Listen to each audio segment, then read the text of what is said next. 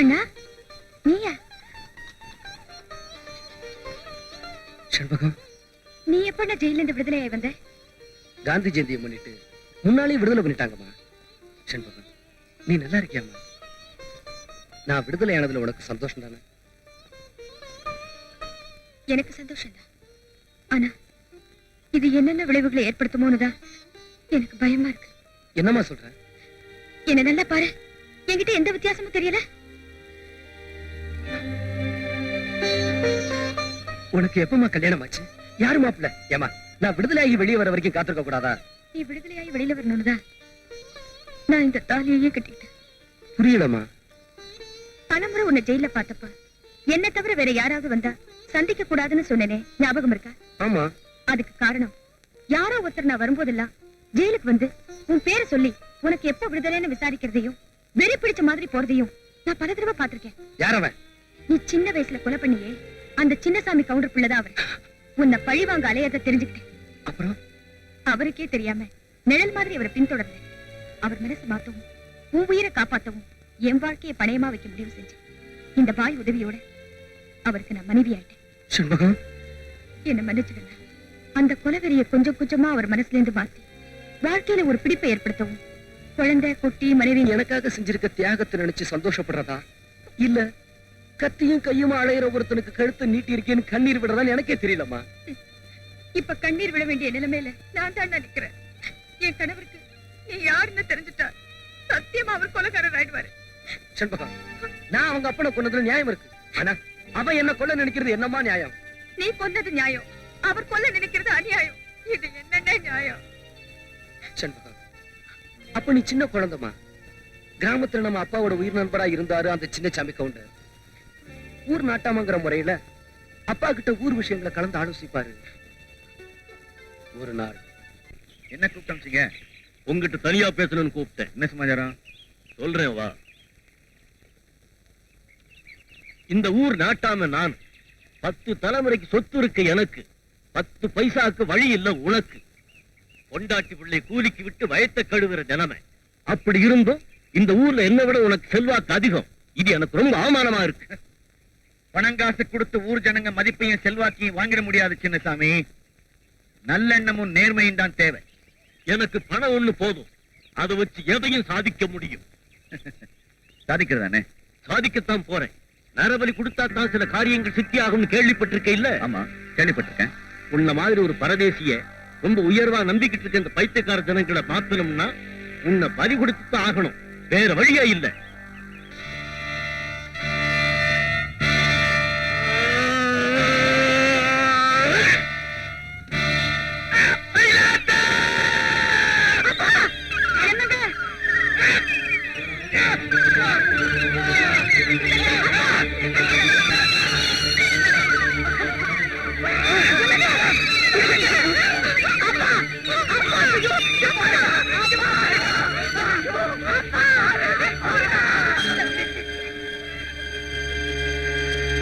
காட்டுலாக்க அதிகாரிங்கிற முறையில இந்த வழக்குல நான் சம்பந்தப்பட்டிருக்கேன். இந்த கொலையை சின்னசாமி கவுண்டர் தான் செஞ்சிருக்காரு. அதை கண்ணால பார்த்த சாட்சிகள் நீங்களும் உங்க மகனும் தான் ஊர்ல பேசிக்கிறாங்க. அது உண்மையா இருந்தா யாருக்கும் பயப்படாம துணிச்சலா நீங்க கோர்ட்ல வந்து சொல்லலாம். உங்களுக்கு தேவையான உதவிகளையும் பாதுகாப்பையும் நான் செஞ்சு தர தயாரா இருக்கேன். அம்மா, உனக்கு அந்த சின்னசாமி கவுண்டருக்கு ஏதாவது தொடர்பு இருக்கா? அதனாலதான் நீ அந்த ஆளை காட்டி கொடுக்கலையா? நீ என்னடா சொன்ன? எங்க அம்மா பத்தி யாராவது தப்பா பேசினீங்கன்னா உங்களை கொலை செஞ்சிருவேன்னு சொன்னேன்.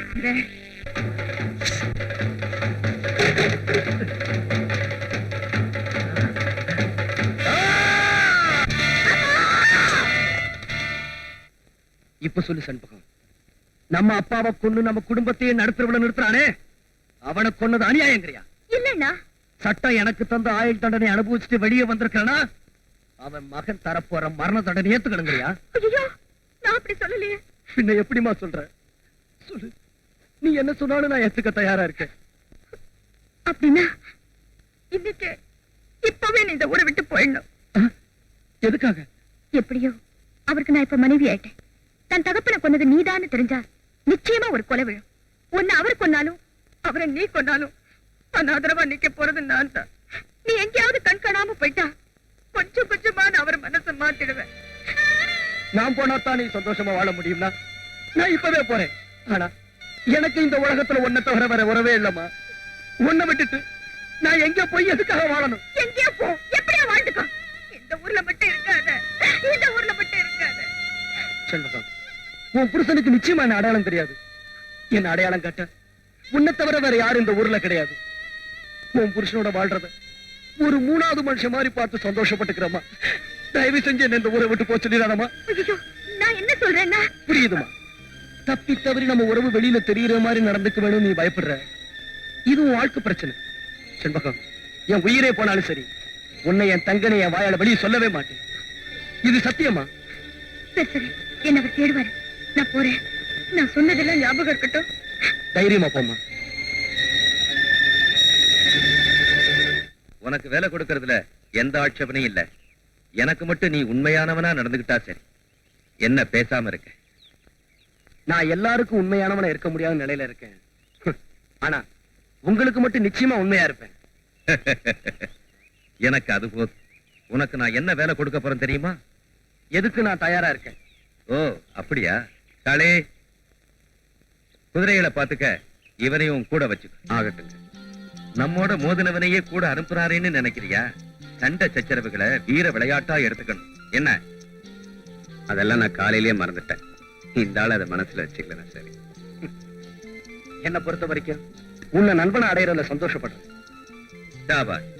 இந்த மாதிரி மனப்பான்மை உள்ளவங்களை தான் எனக்கு பிடிக்கும். காளி, கூட்டிட்டு போ. சாப்பிடறதுக்கும் தங்கறதுக்கும் வசதி பண்ணி கொடு. சரிங்க பாப்பா, இதுதான் என்னோட வசனமா.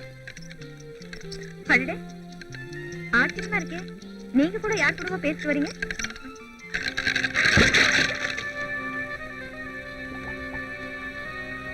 செண்பகம், என்னாச்சு உனக்கு? யாரோ முன்ன பின்ன தெரியாதவரை திடீர்னு பார்த்த அதிர்ச்சியில. இவரை பார்த்த உடனே நீ அதிர்ச்சி அடையணும்? உங்க கூட யாரை பார்த்தாலும் எனக்கு அப்படித்தாங்க இருக்கு. சரி சரி, சொந்த விஷயங்கள் அப்புறம் பேசிக்கலாம். வந்த விருந்தாளியை முதல்ல கவனி. சமையல் ரெடியா? எதுக்குங்க வீணா சிரமம்? நான் வெளியிலேயே சாப்பிட்டுக்கிறேன். ஆஹா, நீ இங்க சாப்பிடாம வெளியில சாப்பிட்டினா எனக்கு அவமானம் இல்ல, என் வீட்டுக்காரிக்கு தான். சொல்ல செண்பகம். சொல்றேங்க, இங்கேயே சாப்பிடுங்க.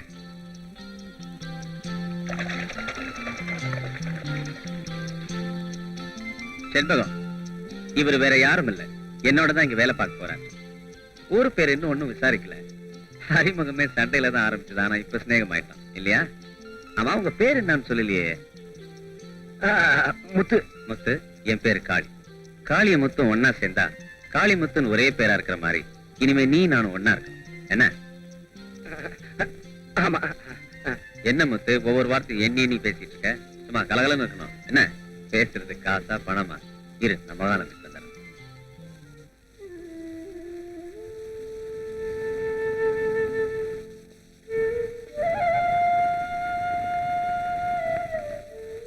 என்ன மன்னிச்சிடுமா. காளிதான் உன் புருஷனும் தெரிஞ்சிருந்தா சத்தியமா அந்த வீட்டு படியே ஏறி இருக்க மாட்டேன். இது வரைக்கும் மடியில தான் நெருப்பு கட்டிட்டு இருந்தேன். இப்ப நீ என்ன அது மேலேயே நிக்க வச்சுட்ட. என்னால நீ அந்த கஷ்டத்தை அனுபவிக்க வேண்டாம். நான் இப்பவே போயிடுறேன். நில்ல. வந்த விருந்தாளி சொல்லாம போயிட்டா பழி என் தலையில தான் விழும். ஏன் போனேன், எதுக்கு போனேன்னு அவர் ஆராய கிளம்பிடுவார். அது பெரிய விபரீதத்துல கொண்டு போய் விட்டுடும். செண்பகம், உனக்கு ஏதாவது சோதனை வந்தா துணையா இருக்கலாம்னு வந்தேன். இப்ப நானே உனக்கு சோதனையா வந்து சேர்ந்திருக்கேனாமா. நான் என்னமா செய்ய முடியும்? நடந்தது நடந்து போச்சு. நீ அவருக்கு சிநேகிதனாவே இரு. ஆனா எக்காரணத்தை கொண்டும் நமக்குள்ள உள்ள உறவை அவர் தெரிஞ்சுக்காம நடந்துக்க. அது மட்டும் இல்ல, அவர் தேடிட்டு இருக்கிற ஆள் நீதான். தப்பி தவறி கூட சந்தேகப்படும்படி நடந்துக்காது. செண்பகம், அவன் தேடிக்கிட்டு இருக்காள் நான் தான். என்ன காட்டி கொடுக்க ஒரே ஒரு ஆதாரம் இருக்கு. அது வேற ஒண்ணும் இல்ல, நீயும் நானும் அப்பா அம்மாவோட சேர்ந்து எடுத்துக்கிட்ட இந்த போட்டோ. நம்ம எல்லாரையும் பழிவாங்க இது ஒன்னே போதும். சின்ன வயசுல அவர் உன்னை பார்த்திருக்காரு. இது நிச்சயமா உன் அடையாளம் காட்டி கொடுத்துரும். இதை இப்பவே உன் கையால அடுப்புல போட்டு எரிச்சிடு. அத்தோட எல்லாமே முடிஞ்சிடும். முத்து, நீ போய் கை கால் அலம்பிட்டு வந்து. நான் தலையே முழுகிட்டேன். என்னப்பா சொல்ற? காலையில என்ன தேய்ச்சு ஆனந்தமா தலை முழுகனேன்னு சொன்னேன். ஓ, ஒரு நிமிஷம் இரு, சாமி கும்பிடுறேன்.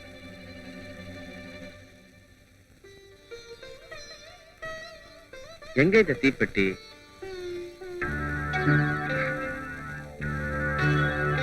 சமையலுக்கும் அதே பெட்டி, கற்பூரம் ஏத்துறதுக்கும் அதே பெட்டி. செண்பகம், சோத்த பூரா கொட்டிட்டியா?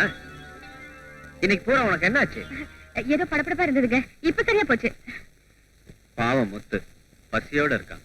இந்த ஊர் ஜனங்க வரைக்கும் அந்த காட்டுக்குள்ள போக பயப்படும் போது இவன் மட்டும் தனியா அந்த பங்களாவுக்குள்ள ராத்திரி பூரா படுத்திருந்து வெளியே வந்திருக்கான்னா அங்க சுத்திட்டு இருந்த ஆவியே பறக்கடிச்சுட்டான் தானையா அர்த்தம்.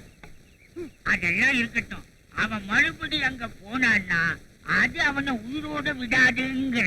அதுதான் இல்லன்ற சுவாமி, நான் சொல்றேன். அந்த பையன் இருக்கானே, அவன் பயங்கரமான தைரியசாலி. மறுபடியும் அந்த இடத்துக்கு போனான்னா அங்க ஒரு குட்டி பேயை கொடுத்துட்டு அத அம்மா பேய் ஆக்கிடுவான். அல்லையோ, பெரிய பேயே நம்மளால சமாளிக்க முடியல, குட்டி பேய் வேற சேர்ந்துட்டா காடு குட்டிக்கு வராது அப்படின்றீங்க நீங்க? ஆமாங்க. நான் வாங்க தம்பி, உன்னை பத்தி தான் பேசிக்கிட்டே இருக்கிறோம். என்ன பத்தியா? ஒண்ணு இல்ல தம்பி, நீ காட்டு பங்களாவில தங்கி உயிரோட திரும்பினிய, அத பத்தி ஊரே பரபரப்பா பேசுது. ஊர் என்ன பேசுறது? இவரே பேசுறாரு. அவ்வளவு பெரிய வாய் இவருக்கு. உருவத்தை பார்த்தாலே தெரியுது. சாமி, அம்மா முடியாதாங்கிறத காலையில பாருங்களேன். முத்து, உனக்கு எதுக்குப்பா இந்த தேவையில்லாத வேலை?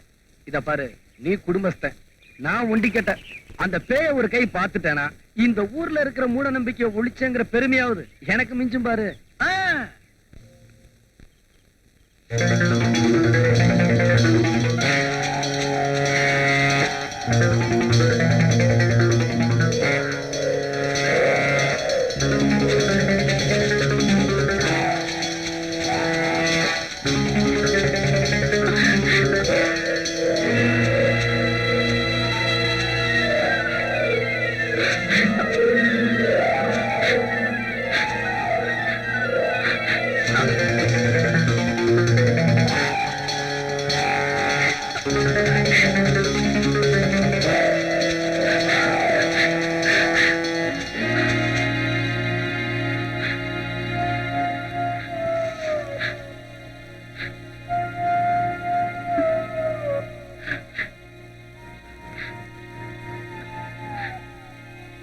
நீ பேய்தானே?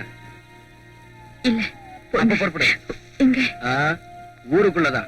நீ பேயா வேஷம் போட்டு ஊர் ஜனங்களை முட்டாளாக்கிட்டு இருக்க உண்மைய அம்பலப்படுத்த போறேன். வா. யாரையும் ஏமாத்துறதுக்காக இந்த பேய் வேஷம் போடல, எங்க அப்பாவை காப்பாத்துறதுக்காக தான் இந்த வேஷம் போடுறேன். வேதாளம் சொல்ற விடுகதை மாதிரி இருக்கு. அப்படிதான் ஆயிடுச்சு என் வாழ்க்கை. 2 வருஷத்துக்கு முன்னால எங்க அப்பா இந்த காட்டுக்கு அதிகாரியா வந்து சேர்ந்தாரு. தாய் இல்லாத நான் மெட்ராஸ்ல காலேஜ்ல படிச்சிட்டு இருந்தேன். விடுமுறையில அவரை பார்க்க வந்தேன். அதுக்கப்புறம் தான் நீங்க சொன்ன மாதிரி என் வாழ்க்கை விடுகதையா மாறிடுச்சு. விளக்கம் தேவை. என்னையும் எங்க அப்பாவையும் ராவோட ரவா கடத்திட்டா. எங்க அப்பாவை ராஜினாமா கழுத எழுத சொல்லி கவர்மெண்ட்டுக்கு அனுப்பிட்டா. அதுக்கப்புறம் என்ன பேய் வேஷம் போட சொல்லி ஊரே ஏமாத்திட்டு இருக்கா. மறுத்தா எங்க அப்பாவை கொன்னுடுறதா பயமுறுத்திட்டு இருக்கா. யார் அவன்? பண்ணையாரு. பண்ணையாரா? இதனால அவருக்கு என்ன லாபம்? எனக்கு தெரியாது. ஒருவேளை எங்க அப்பாவுக்கு தெரிஞ்சிருக்கலாம். எங்க உங்க அப்பா? இப்பவே அவரை காட்டு, உண்மையை நான் கண்டுபிடிக்கிறேன். அவன் எங்க வச்சிருக்கான், எப்படி வச்சிருக்கான் ஒண்ணுமே தெரியாது. எங்காவது எப்பாவது எங்களை சந்திக்க வச்சாலும் மனவிட்டு பேச முடியாது. நீ சொல்றத வச்சு எந்த ஒரு முடிவுக்கு நான் வர விரும்பல. முதல்ல உங்க அப்பா இருக்கிறத கண்டுபிடிச்சு சொல்லு, அதுக்கப்புறம் ஒரு தீர்மானத்துக்கு வர்றேன். ரொம்ப நன்றிங்க. உங்க வார்த்தைகளை கேட்ட பிறகு உண்மையிலே எனக்கு ஒரு நம்பிக்கை ஏற்படுது. அவர் இருக்கிற இடத்த எப்படியும் தெரிஞ்சுக்கிறேன். அப்போ உங்களை இதே இடத்துல இதே நேரத்துல என்ன நீ பார்க்கலாம்.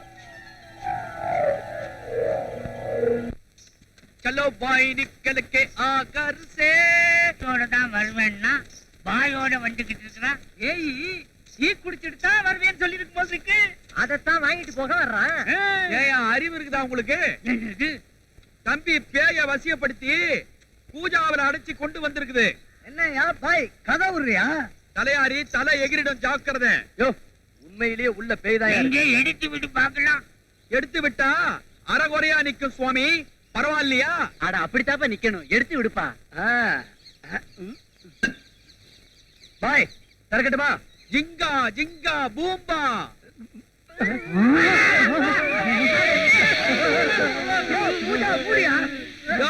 நீங்க தானே பேய அறகுறையா பாக்கணும்னு ஆசைப்பட்டீங்க. தெரியாம சொல்லிட்டோம்.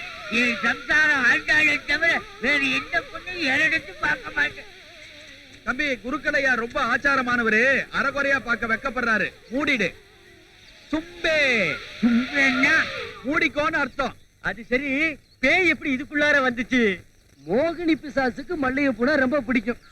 ஒரு ஆளாக்கு குண்டு மல்லிகை வாங்கி பேய் நடமாடுற இடத்துல வசியம் பண்ணி வச்சுட்டேன். அந்த பேய் புகையா மாதிரி உள்ள வந்து உட்காந்துருச்சு. ஆமா, மேற்கொண்டு இது என்ன செய்யலான்னு உத்தேசம்? எங்கேயாவது குழி தோண்டி புதைச்சிடலாம். எங்க புதைக்கலாம்? பாய், காதை இப்படி குடு. குடும்பங்கள் இருக்கிற இடமா புதைக்க வேண்டாம். பேசாம டீ கடையில புதைச்சிடு. டீ கடையில புதைக்கிறது தான் நல்லது. பாய் பாய், என்ன காரியம் செய்ய பாக்குறீங்க? பாய், டீ கடை முன்னாடி போச்சீங்கன்னா கை கால்லாம் நடுங்கும். நீங்க டீ கூட போட முடியாது, வியாபாரமே கெட்டு போயிடும். அதனால ஒரு 75 வெட்ட ஐயர் வீட்டுக்கு முன்னாடியே போச்சிருக்கோம். சரி, ஐயர் வாசல்ல புதைச்சாதான் மந்திரம் தந்திரம் சொல்லி விரட்டிடுவாரு. பாய், என்ன காலை வாடுற? என்ன பாய் 50 75 வாங்கிட்டு உனக்கு பிடிக்காத தலையில கட்டலாம்னு பாக்குறியா? நான் 100 ரூபாய் தர்றேன். நான் சொல்ற இடத்துல புதைக்கிறியா? எங்க? உன் வீட்டு வாசல்ல.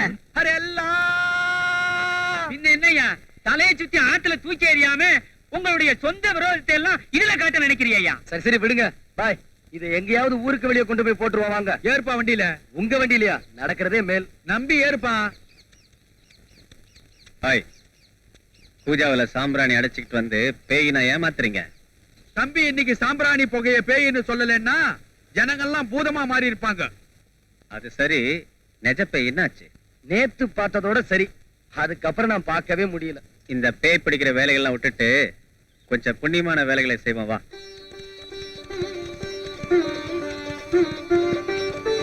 காளியப்பன் பேர்ல அர்ச்சனையும் முடிச்சுட்டேன். இது யார் பேருக்கு பண்ணணும்?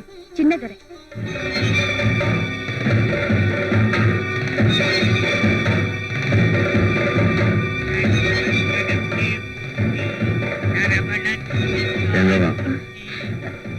நீங்க இங்க அர்ச்சனை பண்ண சின்னதர பேரை சொன்னியே அப்பவே. அது வந்து அது பேசாம வீட்டுக்கு வாடி, தவகாரத்தாங்க வச்சுக்கலாம்.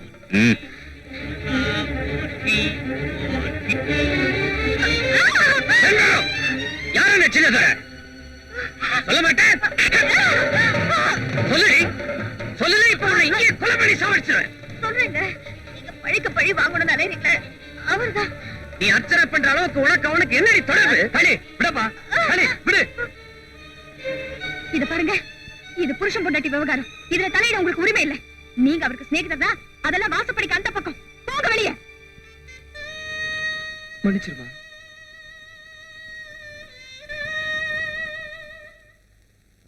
இப்ப சொல்றேங்க, சின்னதொரு உங்க எதிரிதான்.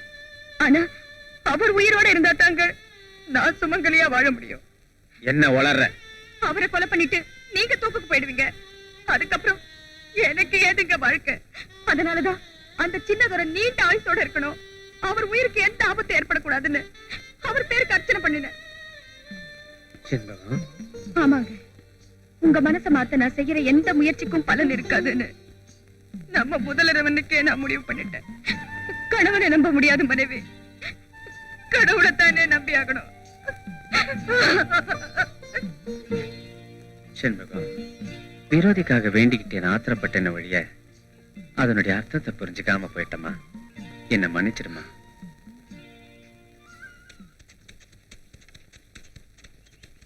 காளி, உலகத்துல இப்படி ஒரு ஜோடி பொருத்த அமையாதுன்னு உன்னையும் மனைவியும் பார்த்து நான் ஆச்சரியப்பட்டது உண்டு. ஆனா உங்களுக்குள்ள இவ்வளவு குழப்பம் இருக்கும் நான் கொஞ்சம் கூட எதிர்பார்க்கல. உன்கிட்ட சொல்றதுக்கு என்ன முத்து? 14 வருஷத்துக்கு முன்னால எங்க அப்பா ஒருத்த வெட்டி கொன்னான். அவனை பழி வாங்கணும்னு அலையறேன். எதிர்பாராம சண்பகம் என் வாழ்க்கையில குறுக்கிட்டான். என் மனசை மாத்த முயற்சி பண்றான். அதான் இந்த குழப்பத்துக்கெல்லாம் காரணம். இப்ப சொல்லு முத்து, நாங்க 2 பேரும் எப்படி நிம்மதியா வாழ்க்கையை நடத்த முடியும்?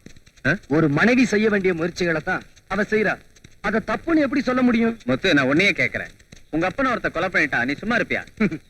என்னை பொறுத்த வரைக்கும் நான் பழிக்கு பழிதான் வாங்குவேன். ஆனா நீ செய்யக்கூடாது. உன் உடம்புலதான் ரத்தம் ஓடுது, என் உடம்புல இல்லையா? அப்படி சொல்லல காளி. நான் ஒண்டிக்கிட்டேன். நான் எத்தனை கொலை பண்ணாலும் அது என்னைய பாதிக்கும். ஆனா நீ குடும்பஸ்தன். உனக்கு ஏதாவது பாதிப்பு ஏற்பட்டா உன்னை நம்பி வந்திருக்கிற ஒரு நல்ல பொண்ணையும் பாதிக்கும்னு சொன்னேன். அதுக்காக அவனை மன்னிச்சிட சொல்றியா? நான் அப்படியே சொல்லல. உங்க அப்பா ஒருத்தன் கொலை செய்யவே துணிஞ்சிருக்கானா அதுக்கு ஏன் ஒரு நியாயமான காரணம் இருக்க முடியாது? அப்படின்னா உங்க அப்பா ஒரு குற்றவாளியா இருந்து அவன் அதுக்கு கொடுத்த ஒரு நியாயமான தண்டனை அது ஏன் இருக்கு? எங்க அப்பாவை குற்றவாளின்னு உன்னை தவிர வேற எவனாவது சொல்லியிருந்தானா இங்க ஒரு கொலையை விழுந்திருக்கும். கொஞ்ச நாள் பழகினாலும் நெருங்கி பழகிட்டோம்ங்கிற காரணத்துக்காக உன்னை விட்டுறேன். உன் நிலைமையும் எனக்கு புரியுது, உன் மனைவியோட தவிப்பும் எனக்கு தெரியுது. உன் மனசை சமாதானப்படுத்ததான் அப்படி சொன்னேன்.